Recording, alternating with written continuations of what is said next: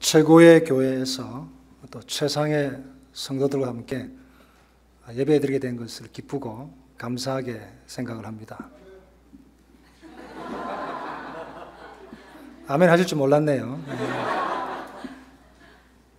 복된 주일 주셔서 또 여러분과 함께 하나님을 찬미하게 된 것을 또 기쁘고 영광스럽게 생각을 합니다.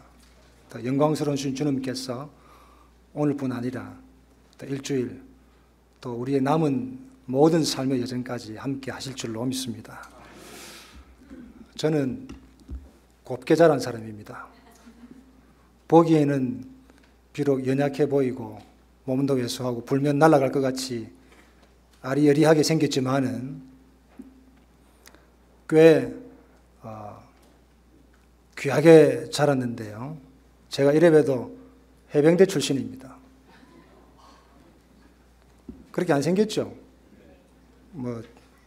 누구는 저한테 너무 약하고 여리하게 생겨가지고 병역 면제자가 아니냐 이렇게 묻는 사람도 간혹 있기는 합니다만은 오래전에 제가 아주 극단적인 군대적 경험을 했는데요. 해병대 별거 아닙니다. 해병대 출신들이 하는 말의 90%는 대체로 뻥이라고 보면 됩니다. 그런데 이 해병대가 강한 이유가 어디에 있느냐 하면 루틴이 강해서 그런 것 같습니다. 저는 산악유격대대에 소속되어 있었는데요. 매일 아침마다 무장 구보를 5km씩, 매일 아침마다 또 오후에 5km씩 매일 반복해서 하다 보니까 루틴이 주는 힘이 아주 강하게 생긴 것 같습니다. 베레아 사람들은 날마다 성경을 상고했지만은 해병대 출신들은 날마다 무장구보를 했기 때문에 성경 상고한 것과 같은 비슷한, 물론 가치나 여러 가지 면이 다르지만은 또 새로운 힘이 생겨난 것 같습니다. 이 아시아의 문학 작가 가운데서 세계적으로 유명한 서구 세계가 인정하는 아주 유명한 작가가 우리나라 사람이었으면 좋겠는데 우리나라 사람은 아니고 일본 사람 중에 무라카미 하루키라고 하는 아주 유명한 그의 작품이 세계적으로 120여 개국에 번역되어 있다고 합니다. 이분에게 누군가가 묻겠죠. 어떻게 하면 선생님처럼 그렇게 글을 훌륭하게 잘 쓸 수 있습니까? 그렇게 물었더니 이 하루키 선생이 말하기를 나처럼 따라할 수 있겠습니까?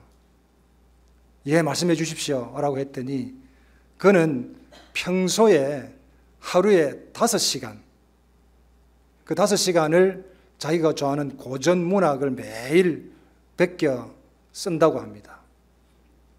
그리고 5시간을 매일 또 다른 현대 훌륭한 작가들 책을 매일 읽는다고 합니다. 그리고 정한 시간에 매일 8시간을 글을 쓴다고 합니다. 이걸 35년째 지금도 계속하고 있다고 합니다. 루틴이 주는 힘, 일상이 주는 힘이 얼마나 강한가라고 하는 것을 보여주는데요. 여러분, 매주일마다 예배드리는 이 일이 작은 것이 아닙니다. 그리고 이것이 마치 누가 보기에는 별것 아닌 것처럼 보여도요, 매주일 빠지지 않고 예배드리는 것, 내 수입의 일정 부분을 구별하여서 매번 하나님께 드린다고 하는 것은 여러분 결코 작은 것이 아닙니다. 이것이 주는 힘이 얼마나 강한지 모릅니다. 우리는 신앙생활하면서 어느 날 갑자기 성령께서 우리에게 폭포수처럼 임해서 엄청난 은사와 기적적인 일을 처음 하기를 원할 때도 간혹 있지 않습니까? 그러나 그것보다 더 중요한 것이 있습니다. 매일 우리가 조금씩 성경을 읽고 매일 조금씩 기도하고 또 매주일 빠지지 않고 예배드리는 이것이 얼마나 큰 힘을 발휘하는지 모릅니다.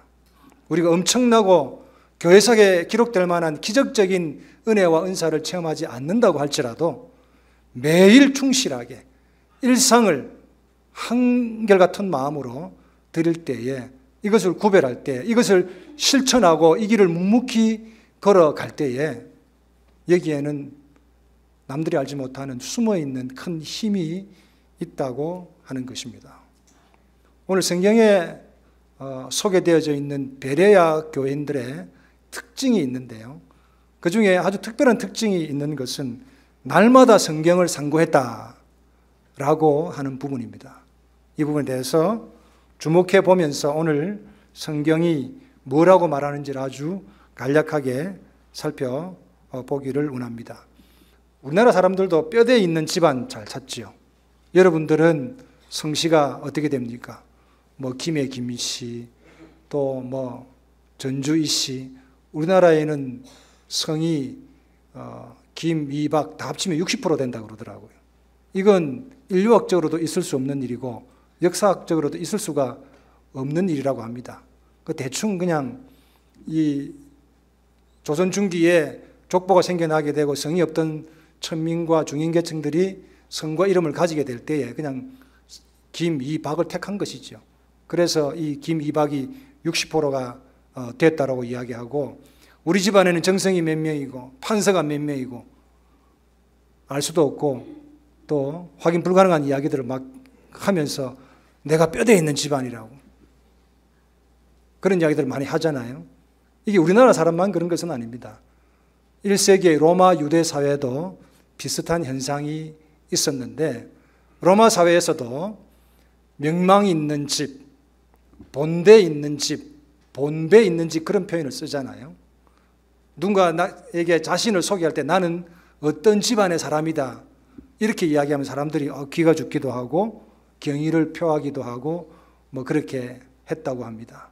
로마 사람들도 똑같고 사람이라면 다 얼핏 비슷한 부분이 있는 거지요.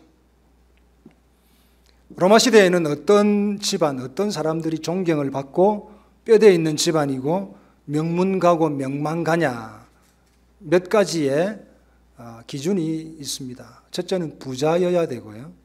두 번째는 신체가 건강해야 되고, 그 다음에 세 번째는 배우는 일에 열심히 있어야 되었다고 합니다.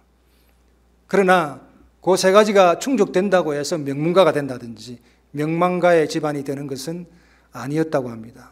이 세 가지가 반드시 자신이 속해져 있는 공동체나 그 민족이나 그 나라를 위해서 공헌을 해야 된다라고 하는 것인데요. 신체가 건강하다면 반드시 군대를 가야 되고, 군대에 가서도 만약에 전쟁 혹은 전투에 투입되면 가장 위험한, 전투가 가장 치열한 곳에 배속이 되어야 되고, 그래서 그런 위험하고 치열한 전쟁에서 돌아오게 되면 모든 공동체와 민족들이 그를 칭송하고 우러러 봤다는 거죠. 명망가의 집안에서 그래서 전사자들이 많았다라고 하는 역사 기록이 있습니다. 그리고 로마 시대는 인류 역사상 가장 자본주의가 꽃을 피웠던 시대라고 이야기를 합니다. 돈을 많이 번 사람들이 곳곳에 생겨나게 되죠. 그러나 이 돈을 많이 번 사람들 가운데서도 어떤 사람들이 존경을 받고 칭송을 받고 명문가의 사람이라고 하는 이야기를 들을 수 있었느냐 하면, 반드시 자기의 재산의 일부를 가난한 사람 혹은 그 공동체나 사회가 어려움을 겪었을 때 국가 재정으로 충당할 뿐 아니라 자기의 재산을 반을 혹은 3분의 1을 혹은 심지어 3분의 1을 내놓는 그런 경우에만 그 사람에게 명문가다 혹은 명망가다, 뼈대에 있는 집안이다 라고 하는 칭송을 해 주었다고 합니다. 당시의 귀족들은 그 집안에 아들이 나면 반드시 그 아들을 장교로 군대에 보내게 되고, 그 당시 고대 시대에는 전쟁이 일상적으로 항상 있어 왔지 않습니까? 그래서 전투가 항상 벌어지게 되면 가장 위험한 전투 지역에 가장 위험한 전투 요원으로 그 아들을 보내는 것이 그 명문가의 불문율이었고, 그렇게 해서 돌아오게 되면 그 사람은 진정한 그 귀족 집안의 일원으로 받아들이게 된 그런 일들이 허다하게 많이 있었다고 합니다.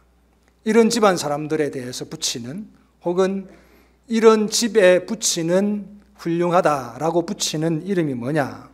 오늘 성경에 보면 11절에 베레아에 있는 사람들은 데살로니가에 있는 사람들보다 더 어떻게 했다고요? 너그러웠다 이렇게 되어 있는데, 지금 우리가 가지고 있는 이 한글 성경은 개역 개정판입니다. 뭐 조금 어려운 개역판하면 좀 어려운 말이긴 하지만 쉽게 이야기하면 지금 우리가 쓰고 있는 이 성경은 너그러워서 이렇게 되어 있지만 교회 생활을 조금 오래 하신 분들은 과거에 쓰던 성경에는 어떻게 기록되어 있는지 기억이 나십니까? 신사적이었다 이렇게 기록이 되어 있습니다. 신사적이었다 혹은 너그러웠다라고 하는 이 말은 그 당시에 원래 누구한테 붙이는 이름이냐면 명문가의 집안에서 훌륭하게 교육받은 것 같아서 그 사람은 뼈대 있는 집안의 사람이 가지는 생활 습관을 가지고 있었어. 그 사람의 사고방식은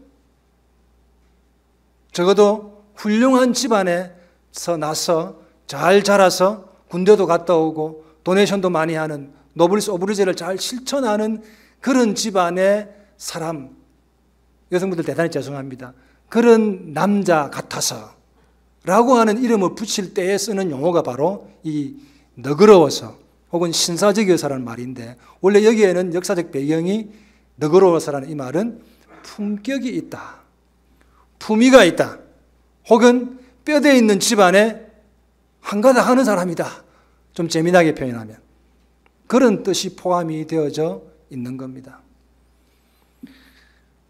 사도행전은 누가라고 하는 의사가 기록을 한 것인데요, 누가가 기록했지만 자기를 중심으로 기록하지 않고 바울이라고 하는 사람을 중심으로 기록을 하였습니다. 여러분 잘 아시는 대로 바울이라고 하는 사람은 아주 극적인 인물이었고 그가 예수를 믿고 회심하기 전까지에는 가장 예수를 반대하고 핍박하고 조롱하고 또 심지어 잡아 죽이려고 하는 일을 자기의 일생의 사역이라고 생각했던 사람입니다. 그러던 사람이 극적으로 예수를 믿고 변화가 되고 난 다음에 다시 완전 반대의 인생의 결정을 하게 됐죠. 어떻게 결정을 하게 되었습니까? 자기가 핍박하던 예수를 위해서 자기의 평생을 바치기로 그렇게 결정을 하였습니다. 그리고 가는 곳마다 교회를 세우고 또 교회를 만들기로 작정을 하고 그의 모든 삶을 다 여기에 바쳤는데요. 그래서 이태리를 중심으로 해서 이탈리아라고 하죠. 이탈리아, 소아시아, 터키를 중심으로 해서 그는 세 차례의 전도 여행을 가게 됩니다. 우리가 다 살펴볼 수는 없고 나머지 전도 여행에 관해서는 우리 안 목사님에게 잘 배우시길 바라고 오늘 이 사도행전 17장은 언제가 배경이 되느냐 하면 제2차 전도 여행입니다. 2차 전도 여행은 대단히 중요한 사건이 우리가 잘 알고 있는 사건이 기록이 되어져 있는데요. 바울과 실라가 감옥에 갇혀 있을 때 어떻게 했습니까? 박수치고 찬송했더니 옥문이 열리게 되고 이것을 본 간수가 큰일 났다. 이제 옥문이 열렸으니까 죄수들이 다 도망하였을 거고 그래서 나는 어떻게 되겠다? 죽어야 되겠다. 왜냐하면 그 당시에는 옥문이 열려가지고 죄수가 타로 가고 나면 그 책임을 고스란히 그 간수가 책임져야 됐고 책임지는 방법은 하나밖에 없습니다. 사형당하는 겁니다. 사형당하기 전에 먼저 죽자라고 했을 때에 바울이 어떻게 했습니까? 멈추어라.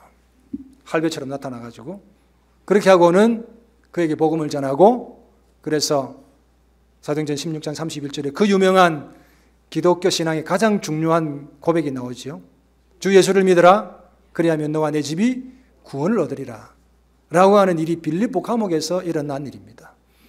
이를 마치고 난 다음에 이 사도 바울이 데살로니가로 이동하게 되는데요. 데살로니가라고 하는 이 동네는 마게도니아 왕국의 수도였고 인구가 약 한 20만 정도 사는 대도시였습니다. 이곳에 복음을 전했더니 귀부인 및 남자들이 예수를 믿는 아주 기쁜 일이 일어났습니다. 그러나 반대로 또 다른 극적인 일이 일어나는데 그것은 뭐냐 하면 유대인들이 이것을 막기 위해서 극단적인 방법을 동원하는데 시장에서 어슬렁거리고 놀던 깡패들을, 여기는 불량한 자들이라고 되어 있는데 그냥 깡패들을 이야기하는 겁니다.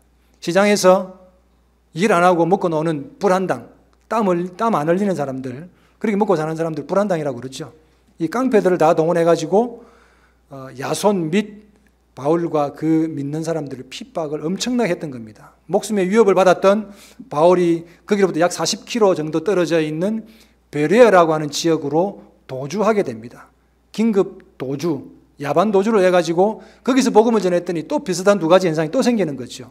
뭐냐면 헬라인 귀부인 및 남자들이 복음을 영접하게 되고, 그러나 또 반대로 유대인과 그 불량한 자들이 또 그 소식을 듣고 여기까지 쫓아와가지고 바울과 실라를 죽이려고 달려드는 거죠. 그래서 바울과 실라가 거기서 복음을 전하고 난 다음에 다시 아덴으로 건너가게 되는 장면이 바로 오늘 여러분과 목사님 읽은 이 본문의 내용입니다. 그런데 이 본문에서 일어난, 이 베레아에서 일어난 일에 대해서 의사 누가는 어떻게 이 사건을 기록하고 있느냐 하면, 베레아에 있는 사람들은 데살로니가에 있는 사람들보다 신사적이었다라고 하는 그런 진술을 하고 있습니다. 뭐가 그렇게 신사적이었나? 말씀드린 바대로 신사적이라는 말은, 너그러워서라는 말은 단순하게 좀 품위가 있다, 좀 인격적이다, 이런 정도의 표현이 아니고 그 당시에 사람들에게 가장 명예롭고 영예로운 그런 칭찬이었던 거죠. 우리나라 사람들은 이게 좀 익숙합니다. 왜냐하면 우리나라 사람들은 야, 참 뼈대 있는 집안의 자손이네, 이거 굉장한 칭찬이잖아요. 저도 이제 딸 시집 언제 갈지는 모르겠습니다만, 저도 이제 딸 시집 보낼 때 뭐라고 이야기하면 말은 그렇게 합니다. 뭐 괜찮은 집안에 좀 총각하고 좀 맺어졌으면, 그런 말하자면 속으로 어떻게 생각합니까? 야, 훌륭한 집안에 멋진 총각하고 맺어졌으면 하는 그런 마음 다 갖고 있잖아요. 뼈대 있는 집안, 훌륭한 집안, 명문가, 이것에 대한 우리의 좋은 감정 및 뭔가 가지고 있는 우리의 선입견, 좋은 선입견들이 다 있습니다. 로마 사람들도 마찬가지죠. 그 사람을 칭찬할 때에 가장 훌륭한 칭찬이 그 당시에 뭐였느냐 하면, 너는 참 뼈대 있는 집안에서, 다시 말하면 너는 참 품격 있는 집안에서 제대로 교육을 받았네, 이 말이 가장 큰 칭찬이었고, 그 사람에 대한 가장 높여주는 훌륭하다는 말에 대신할 수 있는 그런 칭찬이었습니다. 그러면 도대체 베레아 사람들은 어떠했길래 그렇게 훌륭한 사람들이다, 뼈대 있는 집안의 사람이다, 품격 있는 사람이다 라고 하는 그런 칭찬을 받을 수가 있었는가? 그게 두 가지로 이 11절에는 나누어서 이야기를 하고 있습니다.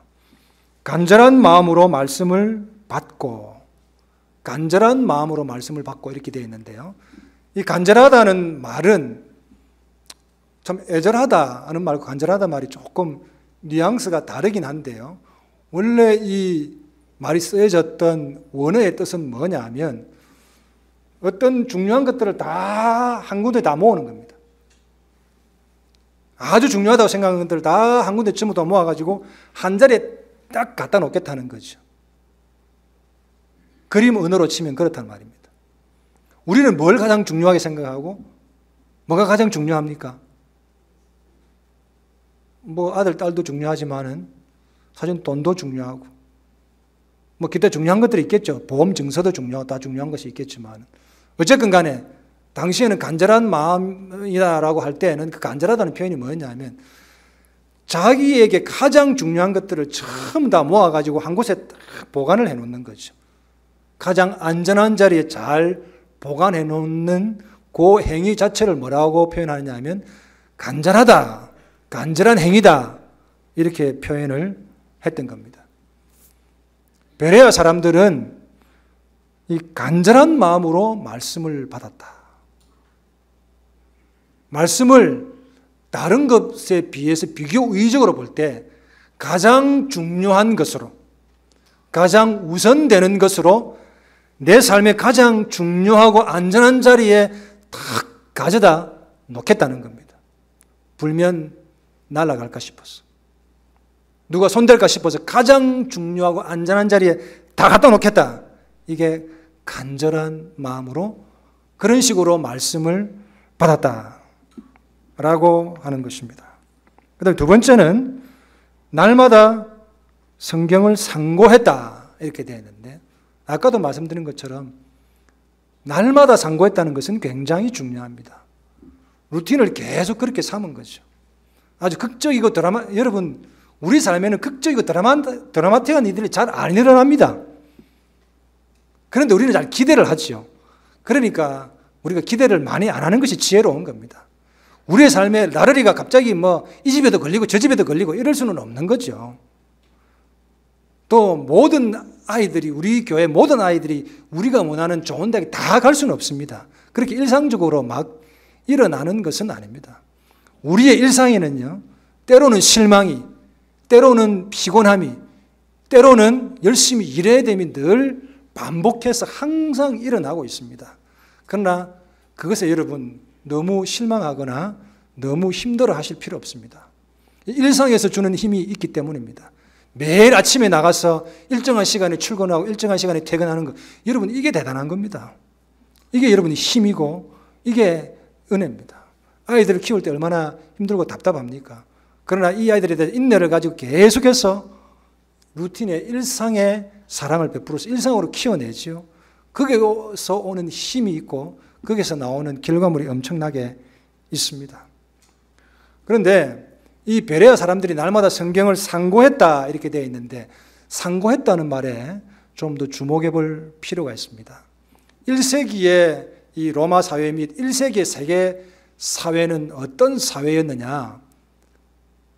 국가 간의 혹은 민족 간의 협약이라든지 외교 관리라든지 이런 것이 지금처럼 발달되어 있지 않았습니다. 서로 사절단도 오고 또 조문단도 오고 이렇게 하긴 하지만, 고대 시대는 수틀리면 어떻게 됩니까? 그냥 확 전쟁이 일어나는 거죠. 마음에 안 든다고 전쟁 일으키고, 남의 거 빼앗으려고 전쟁 일으키고, 저 나라의 왕비가 예쁘니까 빼앗으려고 전쟁 일으키기도 하는 그런 웃지 못할 일들이 그 당시에는 허다하게 많이 일어났지 않습니까? 전쟁을 하게 되면 가장 중요한 일이 뭘까요? 전쟁에서 이기는 일. 전쟁에서 이기는 일은 굉장히 중요합니다. 당연하죠. 전쟁에서 이기는 일이 왜 안 중요하겠습니까? 그러나 고대 시대에는 더 중요했습니다. 지금 시대보다.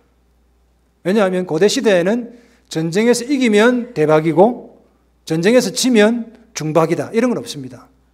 전쟁에서 지면 뭐가 되겠습니까? 무슨 박이 되겠습니까? 쪽박이 됩니다. 왜냐하면 고대 시대에는 봐주는 게 없다고요. 외교 관례도 없고 문명적으로 사람을 대하다 이런 게 없습니다. 이기면 다 가지는 거고 지면 다 빼앗기는 거죠. 그래서 왕도 노예가 되고 귀족도 노예가 되는 아주 불상사가, 아주 불행한 일들이 고대 시대는 일어나게 되는 거죠. 그래서 고대 시대에는 전쟁에 이기는 것이, 그리고 전쟁을 잘 수행할 수 있는 것이, 전쟁에 잘 대비하는 것이 왕에게 프라이머리 듀티, 제일 중요한 일이었던 거죠. 시카고 시장의 프라이머리 듀티는 눈 잘 치우는 것이 프라이머리 듀티라 그러대요. 근데 고대 시대의 왕의 프라이머리 듀티는 뭐였느냐? 전쟁을 벌였다면 이겨야 되고, 또 이기기 위해서 전쟁을 잘 준비해야 되고, 군사를 잘 모으고 훈련을 잘 시키고, 해병대 같은 훌륭한 군대들을 많이 양성하는 것이 이게 왕의 임무였다고요. 그런데 이 전쟁을 잘 수행하기 위해서, 그리고 전쟁에서 이기기 위해서 해야 되는 여러 가지 일들이 있겠죠. 부국 강병도 해야 되겠지만, 막상 전투 혹은 전쟁이 일어나게 되면 그 방법론에 있어서 중요한 것 가운데 하나가 뭐냐면 정보를 확보하는 것이 굉장히 중요했습니다. 고대 시대도 마찬가지입니다. 실제적으로 적국의 군사가 몇 명이나 되는지, 그리고 그 지휘관은 누군지, 지휘관의 주특기가 뭔지, 그리고 그 사람은 뭘 좋아하는지 뭘 싫어하는지, 혹시 병을 앓고 있다면 어떤 병을 앓고 있는지, 기타 등등 모든 것을 자세하게 다 알아야 전쟁에 이길 수가 있겠죠.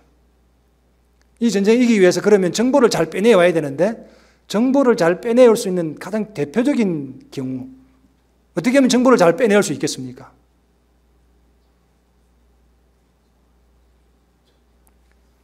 적국의 뉴스와 라디오를 잘 들으면 되겠습니까? 라디오가 없었으니까 그럴 수는 없고, 적국에서 은밀하게 침투시킨 스파이를 첫째 잘 잡으면 됩니다. 그리고 두 번째는 스파이를 잡았다고 끝나는 문제가 아니겠죠. 스파이들은 고도의 훈련을 받았으니까 이 스파이들에게 물어본다고 해서 너희들의 군사가 몇 명이나 되고 뭐 지휘관은 누구냐, 뭐 그 군사 배치는 어떻게 되는지 좀 가르쳐 주실랍니까? 그렇게 묻는다고 해서 아, 예 하고 가르쳐 주질 않습니다. 때려도 안 가르쳐 주고 고문해도 안 가르쳐 주고. 그러나 지혜로운 스파이라면 어떻게 되겠습니까? 때리기 전에 말하는 게 좋습니다. 왜냐하면 아무리 작게 때린다고 해도 또 작게 때릴 때는 견딜만 하다고 해서 말 안 하고 좀 중간쯤 때린다고 해서 아, 괴롭다. 마지막에 너무너무 두드리고 패면 그때서 말하면 그 바보 같은 짓이죠. 맞기 전에 말을 해야 되는데 스파이들은 대체로 그렇지 않습니다. 그래서 이 스파이들을 아주 고통스럽게 다루는 방법이 있었는데 그게 뭐냐? 굉장히 원시적이고 비인간적이었죠. 고문을 통해서 이 스파이들에게서 얻고자 하는 정보를 얻어내는 것이 일상적이었습니다. 상관다는 말은 원래 전쟁 용어입니다. 당시 1세기 시대에 썼던 말은 뭐냐면 포로를 신문하다. 신문했는데 말을 잘 안 듣는다. 그러면 어떻게 해요? 고문을 가해서라도 그 정보를 끝까지 얻어내는 요 행위, 요걸 뭐라고 부르냐면 상고한다는 말로 썼던 겁니다. 왜 그러냐 하면 전쟁은 어떤 행위라는 겁니까? 죽고 사는 문제니까요. 전쟁에서 이기는 것은 이건 좀 품위 있게 사냐, 이거 좀 좋은 차를 타냐, 좀 더 넓은 집에 사냐 이런 문제가 아니고 이건 죽느냐 사느냐 생사가 걸린 문제이기 때문에 그렇습니다. 무조건 전쟁은 이겨야 되는 거죠. 그렇기 때문에 이 스파이에게서는 무조건 정보를 얻어내야 되는 겁니다. 뭐 요즘은 이게 발달해서 약물을 투입하면 내 의지하고 상관없이 막 다 정보를 술술술 누설한다 그러더라고요. 그 당시에는 그런 방법이 없었으니까 어떻게 하겠습니까? 가장 악랄하고 가장 고통스러운 방법을 통해서라도 이 스파이에게서 정보를 얻어내야 됐다는 거죠. 이런 행위를 뭐라고 부르냐면 상고한다 이렇게 표현했습니다. 바울은 군대를 안 갔다 온 걸로 아는데 누가도 군대를 아마 안 갔다 왔을 겁니다. 그런데 이 누가라고 하는 사람이 얼마나 생생하게 이 성경을 기록했냐 하면 전투 용어를 등장시켜가면서 제가 아까 쓸데없는 이야기를 하면서 제가 해병대 출신이다. 산악 유격대대다. 여자분들은 듣기 싫으시죠? 남자분들은 살짝 좀 재미는 있습니다. 사실 남자들. 군대 이야기하고 축구 이야기는 되도록이면 안 해야 되는 거죠. 그런데 군대도 안 갔다 온을 가능성이 많은 이 누가가 이런 생생한 군사 용어를 썼지만 이 용어는 읽는 사람들에게 굉장한 자극과 상상력을 동원시키는 그런 용어였던 겁니다. 성경을 어느 정도로 열심히 읽었느냐, 얼마나 열심히 함께 공부했느냐라고 하면 적어도 이런 정도로 전쟁 용어를 등장시키면서 스파이를 신문하듯 목숨 걸고 모든 것을 다 걸고 생사를 걸고 성경을 읽고 나누고 실천했다. 이렇게 표현을 하고 있는 겁니다. 그런데 당시에 신약 성경이 있었습니까? 구약 성경밖에 없었죠. 그 당시에는 신약 성경이 쓰여지고 있던 시절이기 때문에 구약 성경밖에 없습니다. 물론 예수님의 교훈을 기록한 책도 있고 기타 등등 참고할 만한 책은 있었지만 성경이라고 말할 수 있는 책은 구약 성경밖에 없었고 구약 성경은 여러분 어떤 책입니까? 뭉뚱그려서 이야기하면 율법에 관한 책이죠. 뭐는 하면 안 되고 뭐는 해야 되고 그래서 시킨 건 하면 착하다 이렇게 되고 시키지 않은 일을 하면 야 이 나쁜 놈아 이렇게 되는 겁니다. 나쁜 놈한테는 반드시 뭘 준다고요? 벌이 주어지게 되고 좀 어떻게 보면 극단적이고 좀 간단하게 분류해 볼 수 있는 것이었습니다. 그런데 그런 성경을 뭐 그렇게 상고할 게 많습니까? 그런 성경을 뭐 그렇게 읽어야 될 게 그렇게 많아요? 뭘 매일 그걸 또 읽습니까? 구약 성경을 통해서 정작에 발견해야 되고 읽어야 되고 나누어야 되고 찾아야 되고 찾은 그것을 가지고 심각하고 심도 있고 신실하게 자기의 삶으로 적용시켜야 될 뭔가 큰 어떤 덩어리가 있다는 거죠. 그게 뭐라는 겁니까? 거기에 대한 답을 17장 3절에서 이야기하고 있습니다. 뭐라고 얘기하고 있느냐 하면 뜻을 풀어 그리스도가 해를 받고 죽은 자 가운데서 다시 살아날 것을 증언하고 이르되 내가 너에게 전하는 이 예수가 뭐라고요? 곧 그리스도라 하니. 교회는 제일 많이 쓰는 용어가 뭡니까? 예수. 아주 지겹도록 죄송합니다. 아주 지겹도록 많이 쓰는 말이 예수. 예수는 그리스도. 주 예수. 주님. 주로 그런 말들 아니겠습니까? 가장 중요한 말이기 때문에 그렇죠. 예수라는 말은 당시에 일반적인 이름이었습니다. 예수, 여호수아, 호세아. 우리가 만날 수 있는 여러분 여기 있는 그 스페니시 그 분들의 이름에 보면 헤수스 있죠. 헤수스. 헤수스가 바로 지저스. 영어로 하면 지저스입니다. 그 사람들은 그 이름에 예수, 마리아, 가브리엘 좋은 거는 다 갖다 붙인다 그러더라고요. 당시의 사람들 이름에도 예수가 많이 있었습니다. 예수, 여호수아, 호세는 일반적인 이름이었습니다. 그러니까 쉽게 이야기하면 예수란 일반적인 이름인데 일반 세상에 인간의 몸을 입고 오신 이 예수가 누구라는 거죠? 그리스도라는 겁니다. 그리스도는 그리스, 즉 헬라어입니다. 어디서 번역한 말인데요. 그리스도라는 말은 히브리어 메시아를 헬라어 그리스어로 번역한 것이 바로 그리스도입니다. 다시 말하면 예수는 메시아다 그 말인데 메시아라는 말의 뜻이 뭐냐면 기름 부음을 받은 자라고 하는 뜻입니다. 당시에는 기름 부음 받는 자가 세 부류의 사람이 있었습니다. 첫째는 왕이고 두 번째는 제사장이라고 할 수도 있고 선지자라고 할 수도 있고 자기 선호도 따라서 할 수는 있습니다. 자관 왕과 선지자와 제사장 혹은 왕과 제사장과 선지자에게만 기름 부음을 허락하는 예식이 있었습니다. 그러나 이 세 가지의 직분을 다 감당하는 하나님이 보내신 하나님의 아들에게 붙여진 호칭, 직분적 호칭이 있는데 이름이 뭐냐면 메시아였습니다.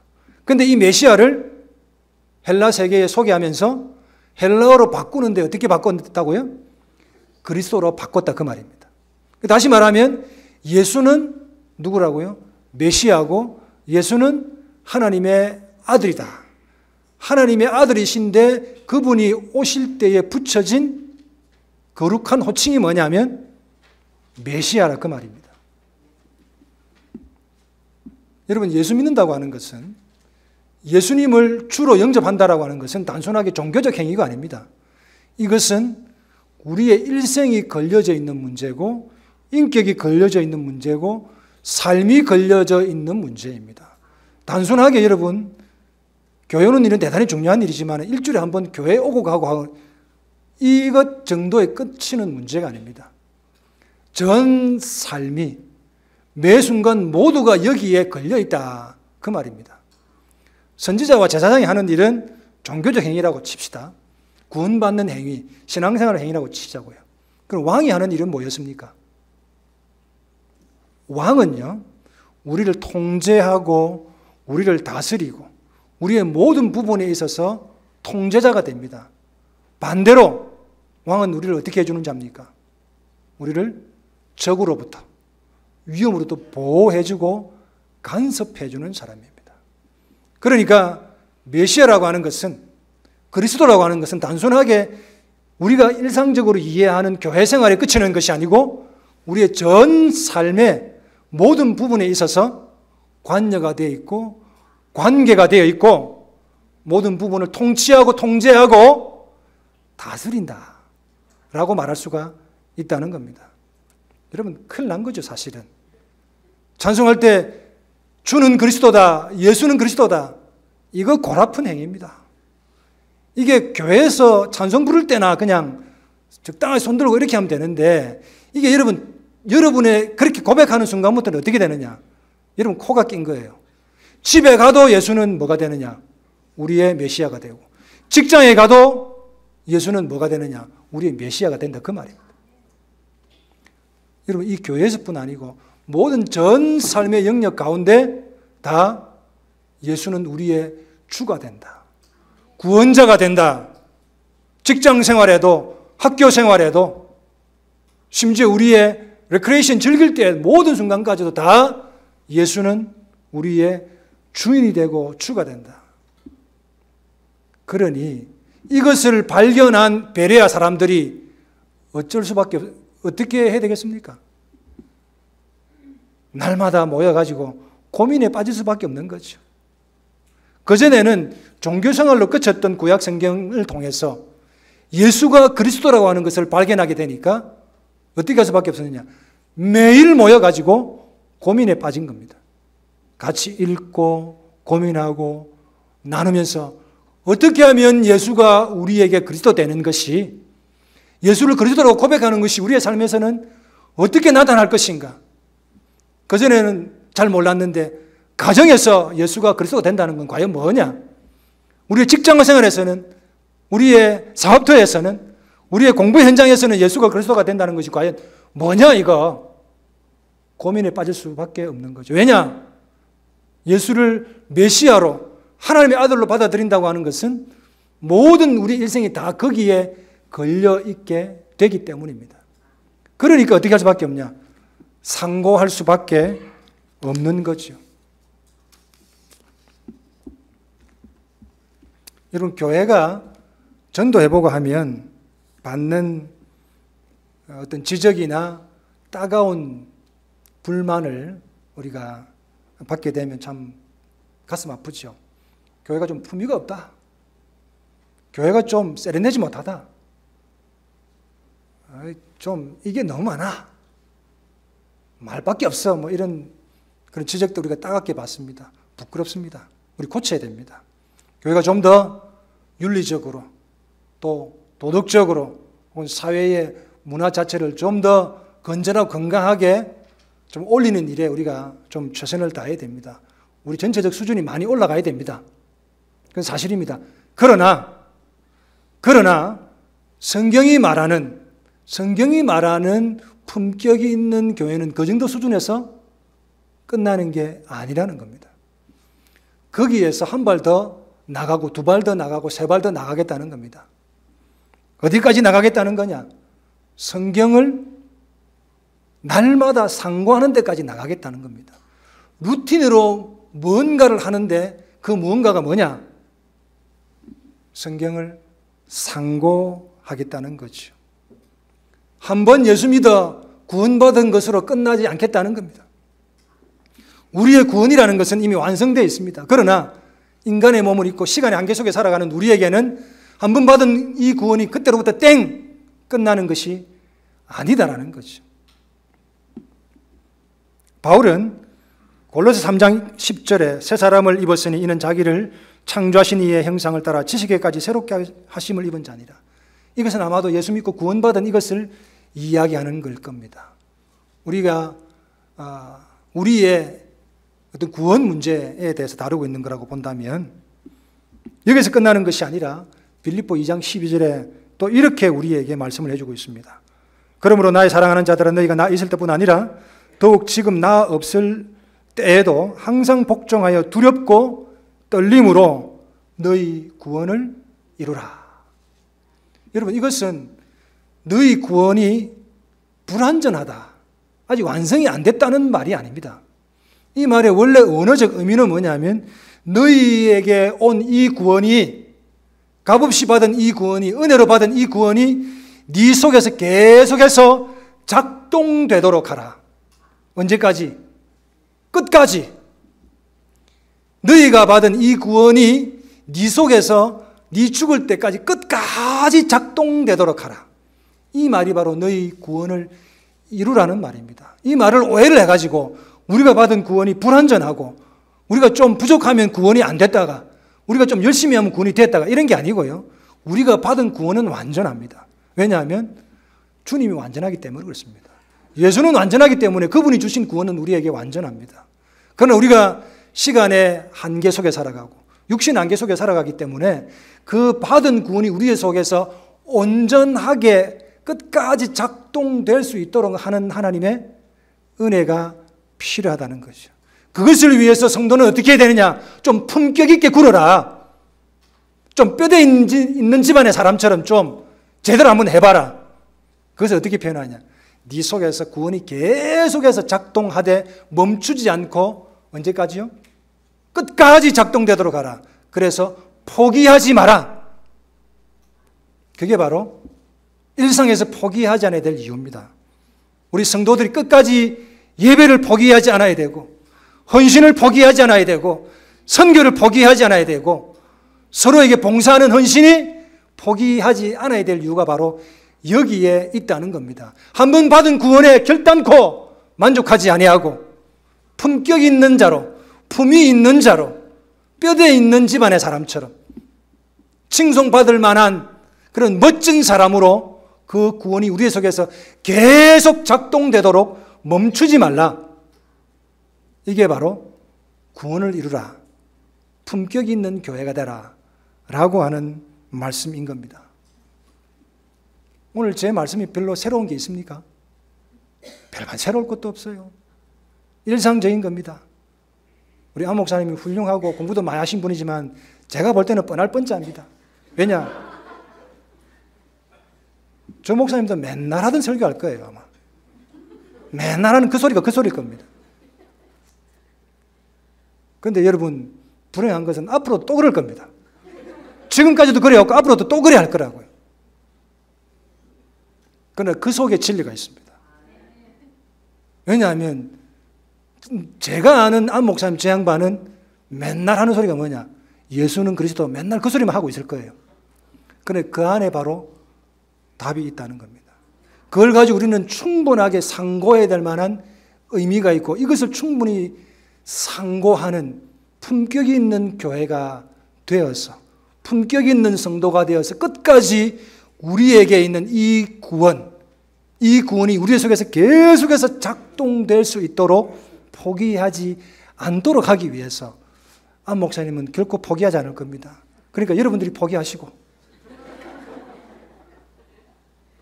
끝까지 예수는 그리스도라고 하는 이 한 가지 사실을 부여잡고 우리의 속에서 끝까지 구원이 작동되어서 가정에서도 사업터에서도 일터에서도 이것이 작동되도록 하는 품위 있고 품격 있는 뼈대 있는 교회에 뼈대 있는 성도가 되셔서 여러분에게 주시는 하나님의 일상적인 기쁨과 즐거움이 날마다 풍성하실 수 있도록 주님의 이름으로 축복합니다.